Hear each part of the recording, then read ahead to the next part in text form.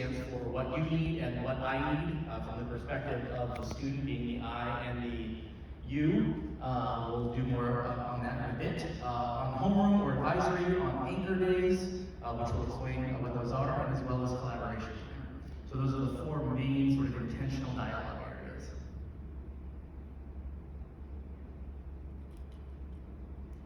So first of all, let's talk a little bit about this superintendent's task force that just started the second semester of last school year. And really the purpose is an outgrowth of parts of the strategic plan of goal area 2 and some of what we would call the silver linings of COVID. And so it allowed the district heads to respond to that global pandemic in many instructional ways that schools had never thought about delivering content. And so when we talk about the mission of this particular task force, they had spent all last semester exploring different secondary models and frameworks, and through the work of this committee, we have been looking and examining whether there are changes to our schedules, practices that can improve or enhance the way we deliver our instruction, foster the professional growth, and the development of our faculty, staff, and student learning. So part of what you're going to hear first is just an overview of last semester's work of that task force. There was a board presentation that was given in June that provided that information as well. So, big picture, one of those pieces at the end of the second semester was now that we arrived at consensus that a modified block was something that we wanted to know more about. You will hear about that today. We recognize that we need to get more feedback on those concepts from individuals outside of the task force. And this is what we're kicking off the school year. So as I mentioned before, June 2nd board meeting is the update relative to the work of this task force. And then here on the right side are all the things that we're undertaking this year.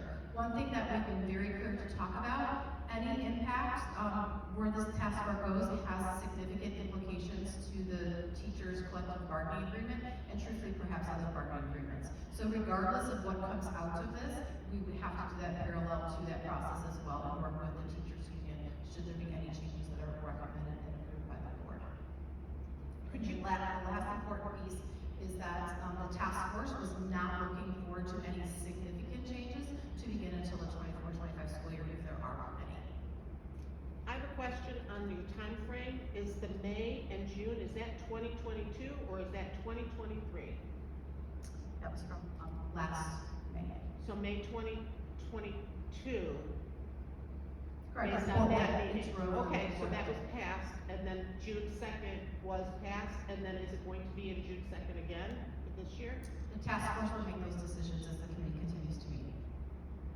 I'm sorry, you said. The task force will continue to make those decisions as they are meeting. We just met for the first time this academic year yesterday. Okay, so it hasn't been decided. Those are past dates. Okay, Correct. thank you. You're welcome. Mr. Albertino. Thank you.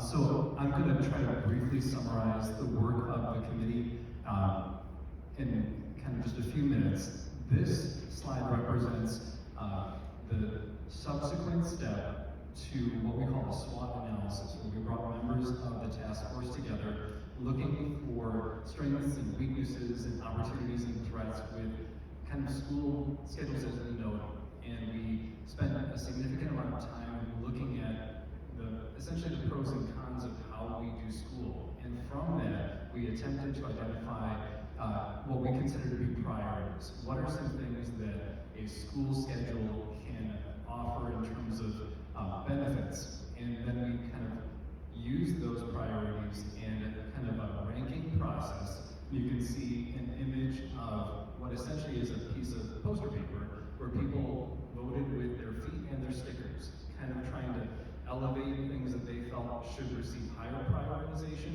versus lower prioritization. And they started working their way into kind of three general bands. The top band, where you can see flexible time for study, help and support, number of classes that students experience a day, as well as staff collaboration time to receive highest prioritization out of that exercise. And then the next band, you can see, are kind of clustered together with class length, lunch period, contact between students and teachers, and then explicit student skill time, and then the third band receiving kind of a lower number of stickers.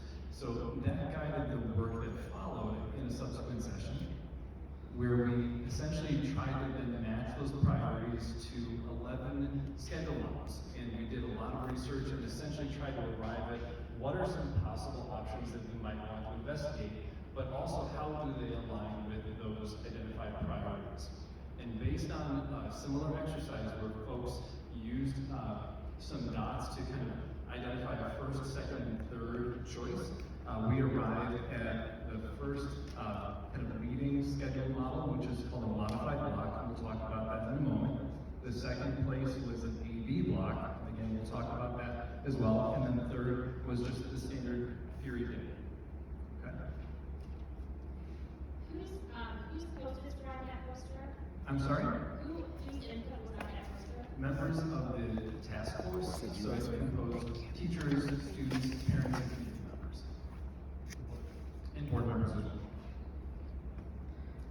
So I want to talk briefly about the modified block, just to help you understand the term. A modified block is actually essentially what school looked like for a good number of months of the pandemic, where students are experiencing up to 4 classes per day, alternating on A/B days. The reason it's called a modified block is that, as depicted in this illustration, the middle day, consider that a Wednesday, students would meet with all their teachers on that day. So this is somewhat of a hybrid between a block schedule and a traditional day. The items that we've kind of pointed out on the schedule that would be up for discussion would be what happens on that 8th block. Students currently take up to 7 academic classes, so we have a kind of a block of time that we have to discuss what would occur during that time, as well as just what is the length of each of those instructional blocks. So these are kind of a template for future discussions, and that actually led to the work that we embarked upon this summer, as well as the work that the task force is going to continue to do, where we start to flesh out what the options would be related to that. But Dr. Trevino is going to tell you a little bit more about that. Actually, we'll take a minute. That's a lot of information all at once. Are there any clarifying questions about what block schedule looks like, or what a modified block is, that you'd like to ask or receive any clarity on? Yeah. So, are you looking at a 4 block with the center like we did, or have you looked at other schedules since Mondays tend to be off the holiday dates? I mean, did you look at what Downers Grove did? Yeah, part of the next portion of this presentation is a little bit about the research that we did, looking at a variety of other schools, mostly looking at those that had an AD block with a modified day somewhere in it, because that was the area, as you saw with those stickers, that most of the committee liked best. I believe Mr. Latino said we looked at 11 or 12 different models, and then also considered others that were hybrids of those models, hybrids of the 11 hybrids, just to kind of get a better sense for what our options were. And really what today is about, just like yesterday, is thinking, or I guess I can talk about those right now. So these are some of the places that we pulled a good portion of information from. New Trier, Glenbrook, several, all the D87 schools, the Glenbard schools that is, Nazareth Academy, all of the 214 schools. And while Naperville 203 does not actually have a modified block schedule, they have a new support system where they actually have moved supports into the school day 2 days a week, which is was interesting also to look at as an example of ways that we could move in that support and flexibility that were part of our priorities in some of the initial meetings. We, as a team, broke up into groups and figured out who we were going to call, and we all decided these were the questions we were going to ask. We were going to talk about their schedule details, how those schedules work, the why did they even make the change, what was the impetus for it, strengths and areas of improvement, unintended consequences, and other feedback they received from their stakeholders as they've made transitions over the course of the last few years. Really trying to figure out, was it a good move for you to make that change? Would you do it differently in the past? And what can we learn from your implementation? So that was part of our planning team. We, at some point, developed a metaphor, and that is that the modified block schedule is the direction that we generally felt like the group wanted to go in based on their discussion, walking towards posters, putting stickers down, moving into the general direction of more research in one area, but really still considering it to be a base model, right? Just like when you go and buy a car, you have a base model, and then you can add accessories, you know, from different tires to heating, you know, to a variety of things. So our metaphor here, as we begin to talk about this, is the base model is a modified block with an A/B and something that anchors it, often called an anchor day. Could be on a different day, could be a Monday. Some districts have Mondays, some have Wednesdays.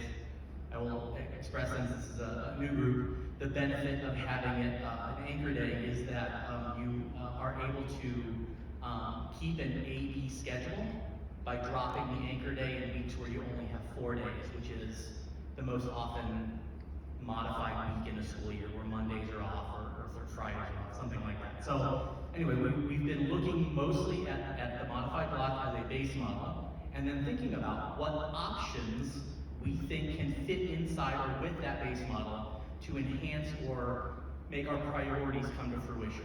And those are the 4 I discussed earlier, or I mentioned earlier. So we're talking about how do we equip this base model, and you can see that on the right is some version of an A/B block, alternating days. But a base model we have to think about the 8th block. We have to think about what early bird might look like. We can think about what an anchor day might look like. What's not on here are other options. How do we decide on the length of periods? How do we decide what goes into periods? How do we decide what the options are for students during and in between periods? Right, so those are some of the discussions that we've been trying to have, and that we're going to ask for your feedback on today.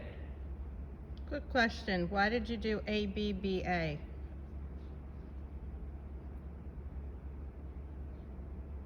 I'm not sure I follow.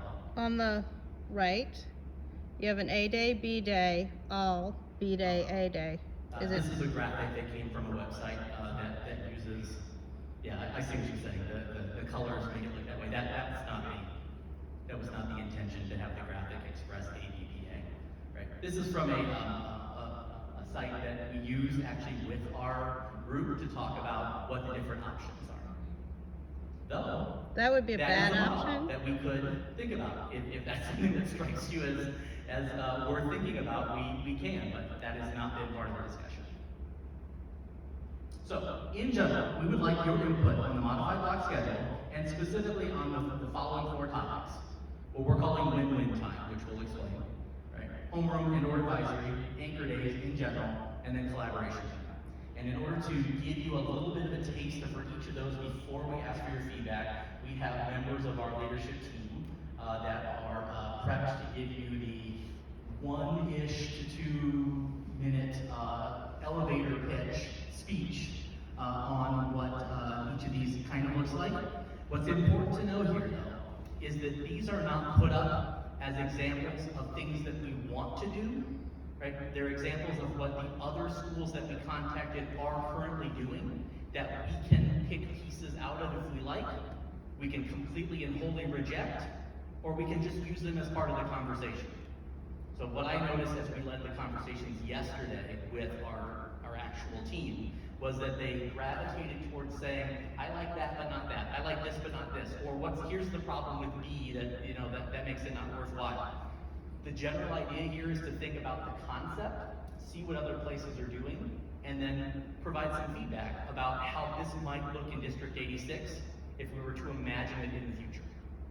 That's our hope, and I'm going to bring up, I don't know, Dr. Smith, Ms. Hurt. Everyone, thanks for coming. Jessica Hurt, Assistant Principal for Curriculum and Instruction at Hinsdale Central. Dr. Smith and I are going to present what we are calling win-win. So what I need, what you need. And so what we saw from districts who have moved to a block or a modified block schedule, that there tends to be an additional period that is added. So whether that is moving from a 6-period day, like some schools like District 214, or a 7 to an 8-period day. And so with this extra time, how would you use that block? Otherwise, this could also work in a traditional schedule in which we build in this flex time. And so up here you see, like Dr. Camino said, this 8th block that was added, that district in their traditional schedule had 6-period day, and then by moving to a modified block, they went to an 8-period day. And so they turned that time into kind of a study hall that also allowed for flexibility for students to get different interventions, and Dr. Smith will elaborate on that. Another school that we looked at, they changed the time of their lunch periods. They had, similar to District 86, a 25-minute lunch period. They expanded that to a 50-minute lunch period. So those of us who worked here a while, 25 minutes, get scarfed on your food. So 50 minutes seems very luxurious in the lunch arena. Another school built in at Anchor Day, which Principal Walsh will tell us more about. And the last school, they designated this flex time for clubs to meet. And so they acknowledged that their students had a lot of activities outside of school, work, they had family commitments, athletics, and so they really believed in pushing that time in for students to be able to work with club sponsors to increase the amount of student participation in clubs and activities. Dr. Smith is going to elaborate what this time could be used for. Hi, Dr. Pierce. I'm the Assistant Superintendent of Student Services. So the time, the unstructured time or structured time, could be used for providing additional support to students. So when you think about social emotional learning piece of it, students sometimes just need a moment to gather themselves, to reflect. It could be a supervised time. It could be time to check in with our related services providers. So they could be checking in with a counselor, with a school psychologist, with a school social worker, just thinking of those kind of things, or connecting with that adult in the building that they like to connect with and get advice and support from. If you think about it in terms of academic interventions or support that could be offered, students could use that time for retaking a test, getting extended time on a test. Maybe they need to develop a skill. A teacher has said to them, you need to work on this additional concept. You didn't quite grasp it, but you need a little bit more support with that. So it could be time for that. I think we already talked about kind of that academic assistance and that downtime, but just thinking of when we're trying to provide additional support to our students so that they are successful, what are those times that we can build into the day that are intentional to make sure that they get the support that they need? And so this is one of the ways that we can think about using that win-win time. So now we want to shift to questions, clarifications, comments. So will this replace the academic reading and all of those things? So you're eliminating the direct interventions and replacing them with this? Yeah, we haven't dug into what that would be, what it could potentially do, and what other schools have done. Even in a traditional schedule, a district like Lyons Township, they moved to really creating this time, and so it's sometimes we'll just call it mandatory study hall. And so what we saw is that this was repeated in many different districts, and we just have never thought about that time. And so say if a student, and something that I know irks me is that sometimes, say if a student has an IEP and they are in a strategies class, then they have to choose between taking an elective or being in that strategies class. They're in that strategies class, is limiting those opportunities. Adding something like this flex time would allow us to be able to support students in a way that maybe we could reduce that commitment and give students more opportunities to take different classes. But we have not, again, we are at this surface level, we have not dug down to what that would mean in classes like academic reading. So, New Trier does double block their lab AP Sciences, and so this lunch block is actually where the lab is for AP classes there, which I think is phenomenal. So that way you're actually giving something to kids that need an intervention as well as the added structure. For sure. That's another example of that win-win, that time and how you're using that flexibility. So really the big takeaway from this is how do we leverage an opportunity with moving to the schedule to increase access to intervention, to increase access, whether it's academic or social emotional side. I don't mean to slam you at all, but your use of the word, there is extra time. I really think you didn't Yes. mean extra time, you meant Sure, an extra different time. slot. Yes, I Because the apologize. school day is not going to change, is it? That's a part of collective bargaining, and so I all those understand. things are on the table, and you're But- correct, so extra time is, I misspoke, and so Okay. you're correct, and so there's an additional slot, so thank you for helping me clarify that. Well, there is one other clarification though. There is a little bit of extra time. because we've eliminated passing periods when you go from 8 classes to 4 or 7 to 4, right? So one of the things that we did note is that in a model like a block schedule, like I spoke to the people at New Trier and Glenbrook, they have somewhere in the neighborhood of 35 to 70 extra minutes of instructional time per week, just in general, because they're taking out those the additional 5-minute passing periods, because you're only passing 3 times during the day. But if you increase lunchtime, because that would, I think, would be most beneficial to the children, is Yeah. increasing the Remember- lunchtime, that's not instructional time. Yeah, remember that was just one example. I understand, I'm just, you know, I'm only one of 3 here, and I don't even have kids in school, so, I mean, this is really, if you're looking for feedback here, I don't think this is really gonna be a good data point for you, but that's my opinion. Great, I My appreciate it. my other question was, with talking about all the things you can do with this, the using of the social services part, you know, not, when you have the full school open to do that, only one child can speak to a social, you know, depending on how many social workers you now have, you know, it's one-on-one then, you know, so it's not like the entire school can go focus on there. And it is, I understand, it's spread out, and it's just, it is another happiness point, but it's really, you know, it's not gonna be, not every child is going to be able to see a counselor or that social worker exactly during that No, flex time. they wouldn't, but they could, and also, it doesn't have to be one-on-one, it could be a group. It could be a group targeted towards a specific social emotional skill. So it could be, you know, it could be multiple things during that time, but you're right, not every Right. student is gonna be able to go, but then they will have other places they could go and other teachers they could visit. Chris, you talked about Glenbrook. They have optional 7-minute lunch. passing periods. Right, they have Or not. 7 plus lunch, but like my niece and nephew never took a lunch period. They took the full classes, so they took an extra class. Will we be doing that? Have you looked at that? I would take that as a suggestion. Can an extra class be taken in place of something? That's what we would write down for the notes. So we don't have any of these decisions made. We're just looking for feedback. So, I thought that was an interesting idea. Their teachers allow them to actually eat in class at Glenbrook, Glenbard, I mean, And- both of and those. just one point to go back to, so we're not talking about that this would be the same, there are different models. We're not saying that all students would have this time, they'd have this flex time at the same time. It could go, there are schools in which my flex time might be first period, yours might be second period, yours might be third. There are schools in which. Thank you for that Yeah, clarification. and then there are schools that do a band, like Lyons Township, when they have 2 periods in the middle of the day, they flex it with their lunch. So 50% of the school has that time, and then it flips, just to clarify, because I know that was confusing when I was looking at it. Thank you for that. For what it's worth, on the lunch, I think I agree that lunch is a relatively short, I agree that, but it's all over. If you think 15 minutes seems extremely long, and wasting the school day, which is so valuable, and everyone is in agreement that these kids need more instructional minutes, and they need more time with teachers, and they need more time with their peers in class. So I don't know, I think there's an in-between that, and if there's a way, like what you just suggested, where you have 2 periods each, you split into 4 lunches, or what you need to do, and you split it in half and go from there. I don't think an extremely long lunch is, sure, if you poll kids, they will say yes to that suggestion. Yeah, they're like 3-hour lunch.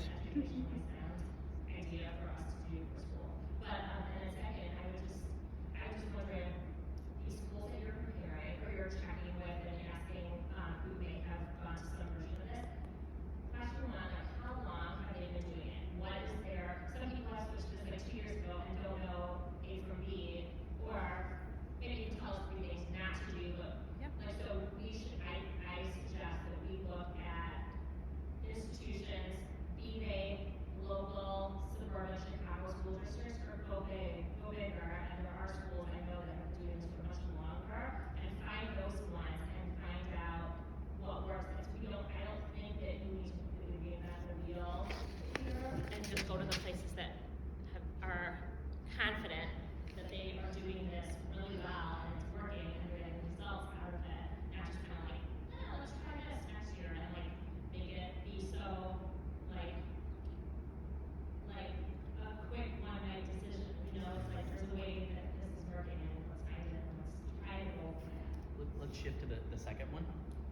as a transition, you're 100% right, which is why we chose schools like Glenbrook, which has been, interestingly, a two high school district, where one was blocked for years and the other one was traditional. They had two different schedules, and they moved entirely to the block, right? And a school like New Trier, which just came to this 2 years ago, and this year have made an additional change based on feedback from their community. So this is a perfect time to learn from schools like those, right? And we are trying to get run the gamut.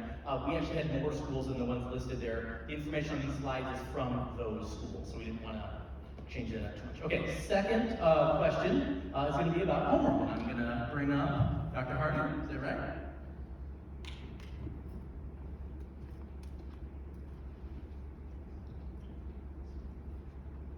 Good afternoon. My name is Dr. Hardy. I'm the principal here at Hinsdale South.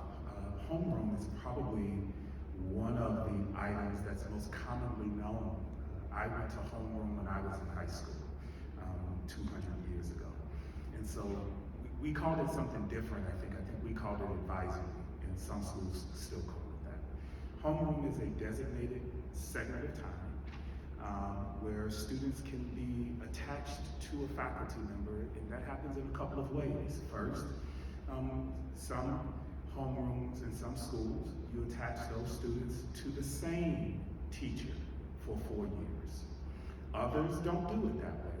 They say, we're going to switch that up every year and switch up the cohort of students that you're with so that you broaden your horizons. Others, they alpha slice it, attach it to a counselor, caseload, and a teacher, and they keep those students together so that those relationships are built out over time. And schools that do that, they were meeting their needs, depending on which scenario you looked at. What happens during homeroom? A variety of things. Some schools are working on, and you've seen this in our district, the various surveys, 5 Essentials, Panorama, and other Navions. There are counselor and dean presentations that go into homeroom, and they make those presentations during those times. School resource officers go in, around prom time, don't drink and drive. Remember those? We still do those. I saw our SRO presenting this summer on those same things, though, but we had to carve time out of classes. And that is what schools are saying is one of the upsides of having a designated segment of time. Our challenge is when we want to do all of those things that are mentioned, we have to carve time out of 2 classes typically. Get it?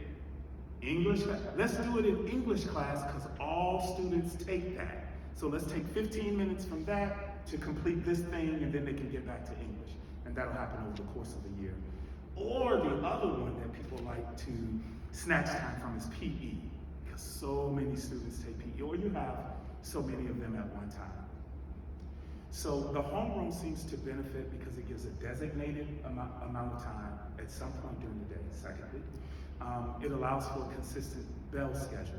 You're not modifying the schedule every time you need to do something and sending that out to parents and everything. Today is a modified schedule. Today is a modified schedule. There are some places and some ways in which homeroom can be placed. Forgive me for that use of that word twice. Some schools have a designated amount of time, about 15 to 20 minutes, and it's daily, every day. Other schools that we talked to had it on 2 days a week, so just think Tuesday, Thursday. You could attach it to either one A day and one B day, or say, you know what, we do homeroom on Tuesdays and Thursdays. No matter what holiday is going to impact the schedule, we'll keep it consistent. And then others have actually attached homeroom to a class. And that class is the extended class. That one period is the extended period, but 15 or 20 minutes of it is for homeroom. So that is your homeroom teacher. And then lastly, schools attached it to lunch. So they split the lunches. We heard one of our citizens talk about the lunch being too long. They take their lunch, they split it because they had a long lunch. You go to homeroom, and then you go to lunch, and you switch the kids out and get your next group of students in. That's That's it for homeroom, the benefits, the ways it could be designed. Do you want questions or Yes. comments? Clarifications, thoughts, This questions? is the easy one. So we'll teach ruler in it? Excuse me? They'll be teaching ruler in homeroom That is- instead of E? PE? That could be one of the suggestions if homeroom were considered as the add-on.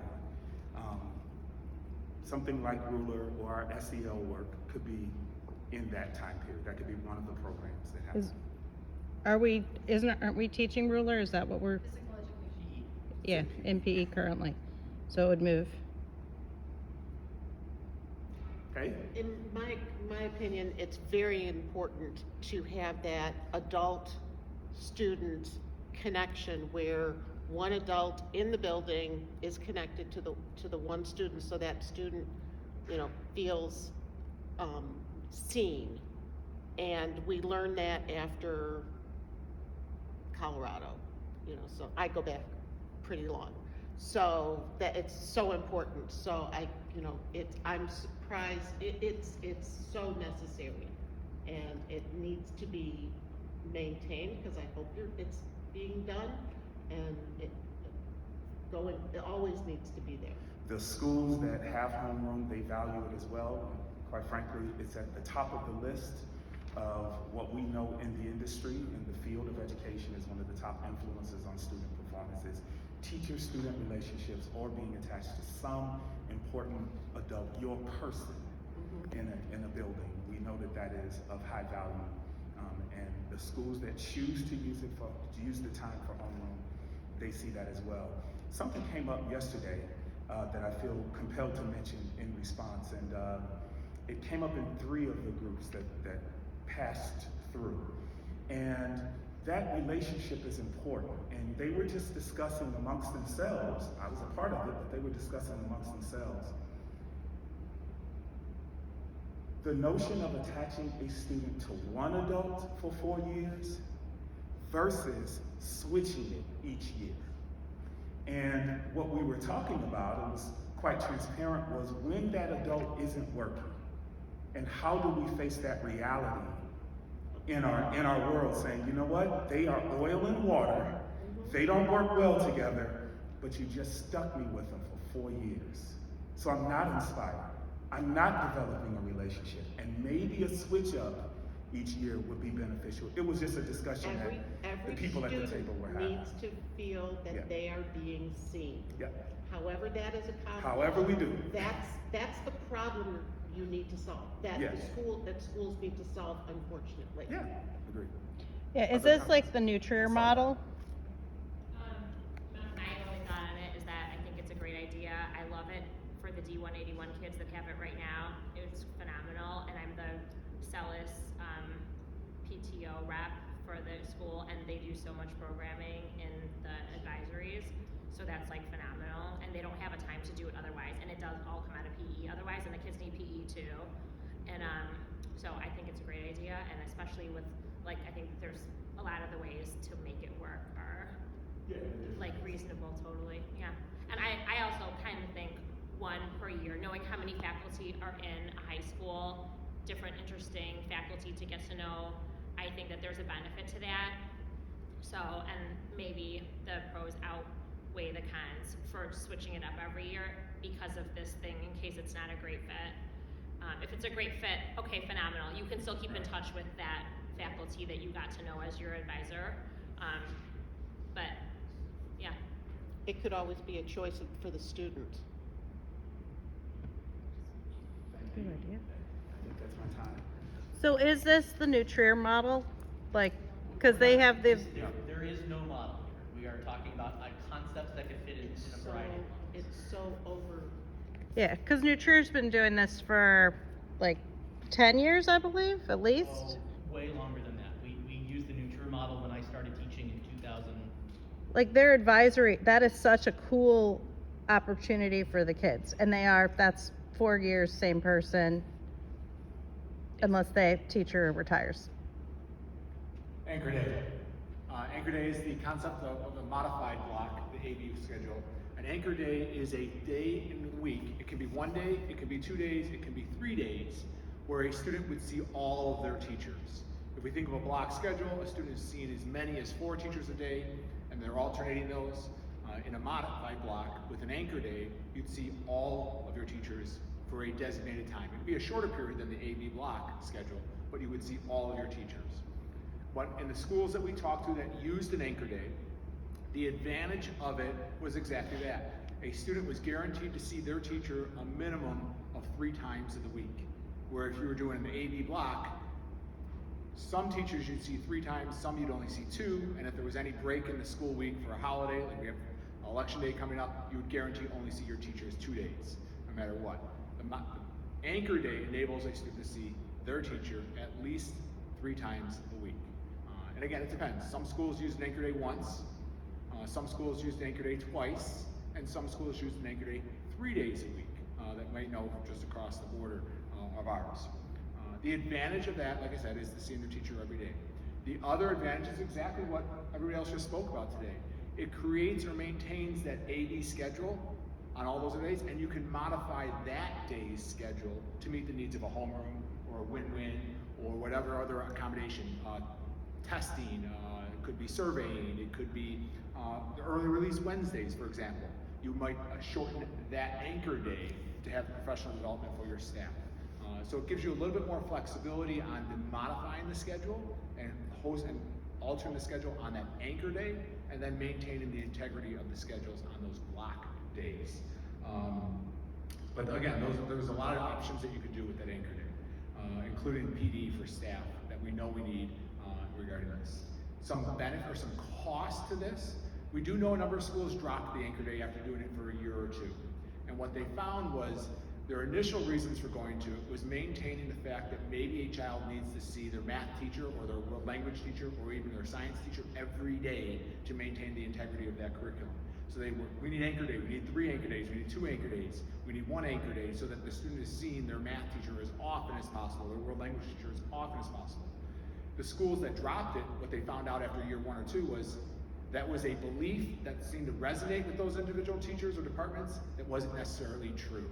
Because the teachers who had appropriate planning, appropriate professional development, and appropriate skill sets to teach those classes found out they could meet the needs of their child under the block schedule and still move that child through their academic growth cycle. The other reason a school might have dropped that was there's a complete loss of regularity. You go AB, anchor, BA or AB again, or you do an anchor, A and B somewhere in between it, and an anchor again on the Friday. The consistency of the schedule was a complete disruption to the child and or the staff members' flow of the day. It just didn't seem to work. Particularly students who needed that pencil, paper, pencil, needed that regularity, know what they were doing. It was a disruption trying to figure out what day was which day as you did this. The other issue that the schools found that had dropped it was there was an innate pressure on a child when they show up for school on the anchor day, that if they had been in the class the day before, they had to get all that homework done for the next day's anchor day.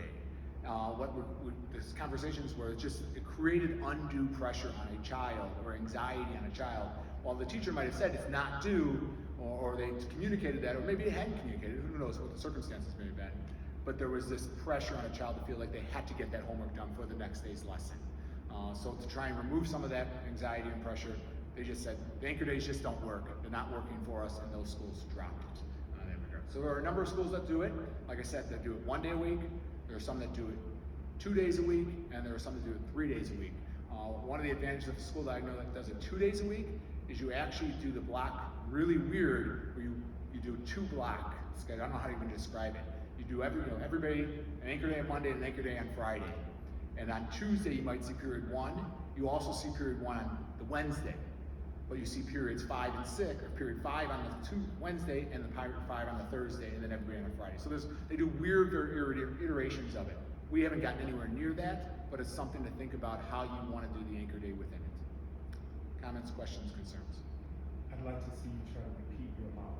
Yeah, I know, right? Yeah, I'd like to see you try that again. It was very, now it's confusing to me as I say it. Imagine a student who's trying to walk that schedule day in and day out. So what schools have dropped the anchor day?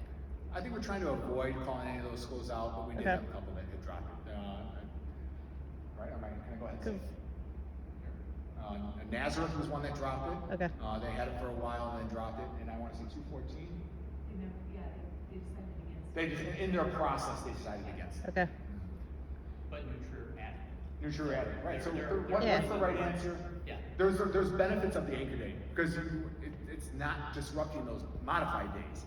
You know, we gotta give the 5 essential survey, we gotta give the panorama survey, we gotta do all these other things. You wanna do a holiday concert assembly, you wanna do whatever it is, you can schedule it during those anchor days, because those periods are already shorter to begin with. You wanna do PD for your staff, you can schedule those during these anchor days and not disrupt this calendar day. For All right. the other ones. I'm a fan of at least 2 block days because it was a huge transition to college.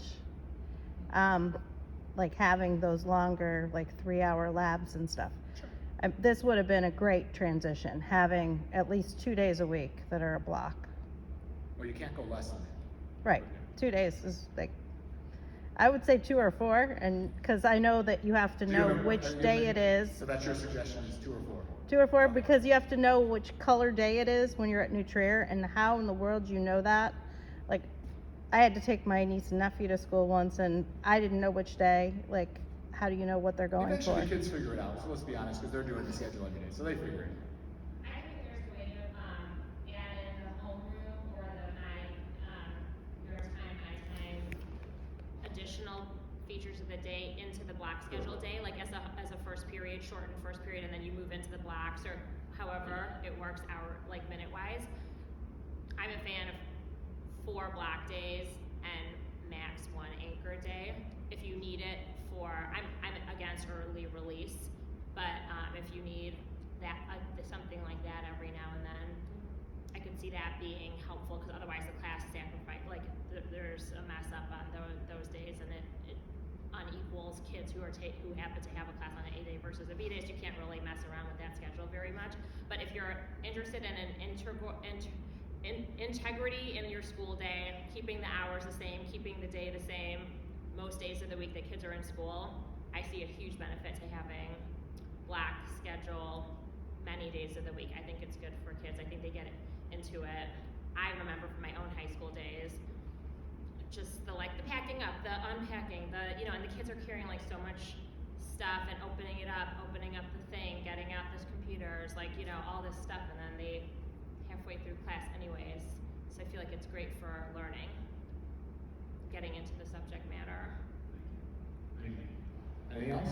That was a huge win of COVID, the block schedule. I mean, that was fantastic for a lot of our kids.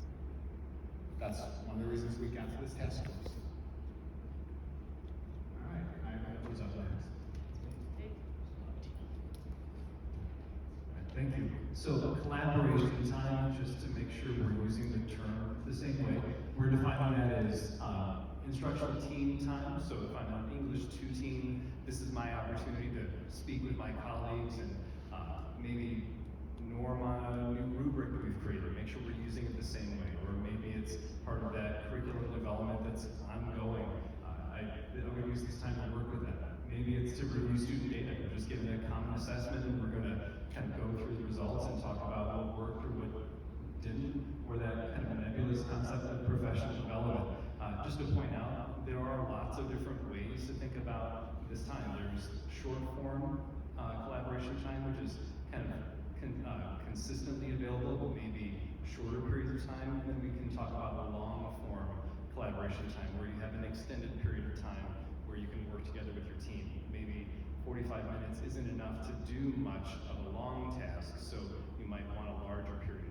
All of that's taken into account with the different models that you'll see that we heard from other school districts that they've implemented. Many of these have been layered into place in different shapes and forms. For example, School A has implemented an early bird collaboration time. They felt so strongly about collaboration time that it occurs daily. And you can see it's quite a large chunk of time from 7:20 to 8:30. You can imagine that involved a lot of conversations with their collective bargaining agreement. They've also delayed the start time of school to make that possible within their district. School B used that anchor day that Principal Walsh talked about to talk through an interesting model where on a rotating basis, imagine it's a Wednesday, This Wednesday, let's imagine that all of the English teachers are working together for a day-long collaboration day. If I'm a student, I don't attend my English class that day. Instead, I have a flexible period where I can get what I need, kind of referencing that what I need or what you need. So that's a free period where I can move to different parts of the building to get what I need. And that prevents the students from experiencing a sub that day. Instead, they're using that as their flexible time. And teachers would experience 2 of those per semester, and that would be happening on a rotating basis so that all of the teams would have 2 of those throughout each of the semesters. School C similarly use the anchor day, but very similar to how we're currently experiencing early release Wednesdays, that's when they allow collaboration time or PD time. So students were still seeing their teachers for 38 minutes, and then in the afternoon there was a block of time for regular PD or collaboration time in those afternoons. And then finally, School D, if you can imagine that extra block, it's maybe at different times of the day for each teacher, but that is unassigned, so they're not teaching a class. That's an opportunity for maybe strategically scheduling your teachers so that they have a large number of them that can collaborate during that maybe 80 to 100 minute block of time and use that for those conversations. Each of these has pros and cons. You couldn't schedule all of your English 2 honors teachers off of that same block, and you would also be part of multiple content area teams, so you wouldn't necessarily be able to schedule that across all of your days. But it does show you kind of the menu of options that we might want to consider as we're looking for ways to put in that high priority collaboration time somewhere in the school day, so that we're not, again, trying to carve out time from the instructional day to make that happen, because we recognize how important that is. Okay. So, any questions you might have? So extra block, that's the Nutrier. They've got a block for each department. That's a period, correct? Actually, Nutrier had the opposite problem that we'll have. They actually have more classes every day than we currently offer. Yeah. So they actually had to take away a class option from students to go to their block schedule. So it's not, theirs is actually School B, which is Theirs is one of B? the things that I was most surprised at when speaking to them. Huh. Right? So you have to understand that in that model though, and this is, I think it took a little while for students, especially the students yesterday we were talking to see that every Wednesday, you as a student can count on one of your periods to be your own time, right? It could be English one week and then science the next week and then social studies the next week, but every student is gonna have, almost every student, every single Wednesday will know that there's a block of time that is theirs. It's a test makeup time, it's a downtime, it's one of the ways that they layered in win-win time inside of collaboration time, doing 2 things at the same time. Well, It's also worth pointing out that our deans didn't love this, because you all of a sudden have 200 to 300 students who are usually in class who are not, right? So we have to think about some of the practical pieces too. But anyway. couldn't you do like a assembly or something Yep. that's in that time period? Like you guys all, I mean, you could do something really fun with the kids on their period off. Certainly is possible, yes. Do these examples that you know, the data points that you've picked from the schools, have they experienced, do you know, and you don't have to answer this, it's just, you know, my brain thinking, how's their attendance rate when your flex time is first period? You know, what is, I believe you have to be, you know, when this is being planned, you know, cognizant of those data points, you know, that all of that stuff that you might not be seeing, it's gonna snowball and you're gonna go, whoa. Absolutely. That and collective bargaining, just being cognizant of those points, and it's really not a student-centered thing, it's an administration thing. One of the things that we tried to acknowledge was that we did ask each school district to talk about some of the challenges of implementation. It's always a dicey topic. We often don't air our dirty laundry. So it takes a certain amount of trust to share maybe some of the challenges, but that is definitely something that we plan to continue these conversations as we start having them more. Yeah, that's a fair point.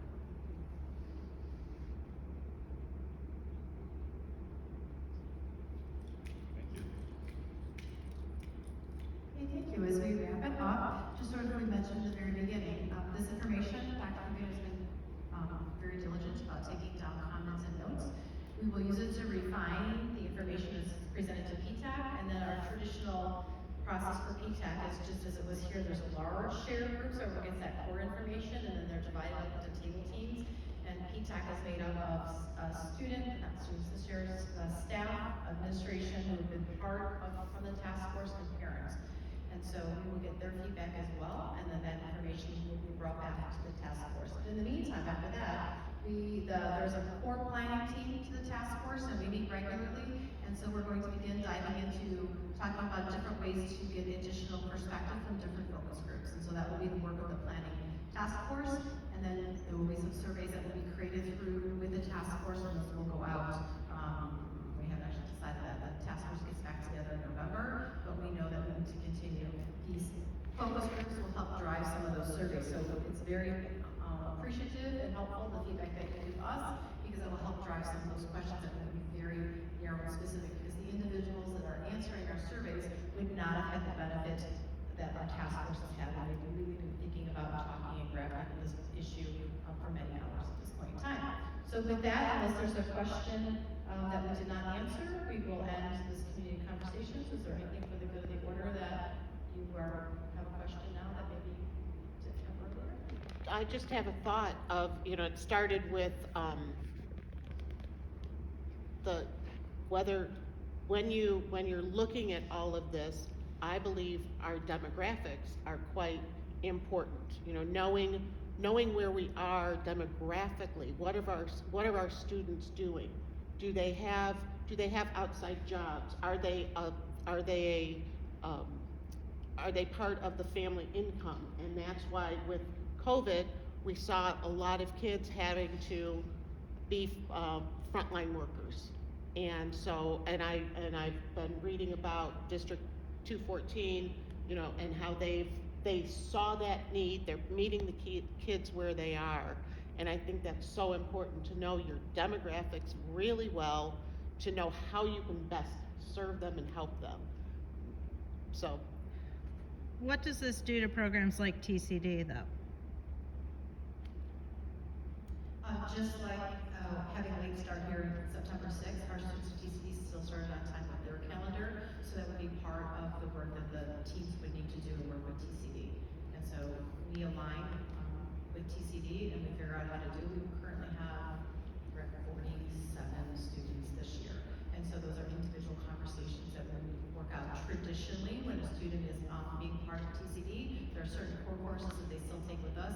There are AM shifts and there are PM shifts that District 86 is elected to use the afternoon slots at TCD, and so that would be conversations that we have to work with that. Perhaps for some students, they have to become the AM shift or whatever that is. But typically, they take PE with us, their English core,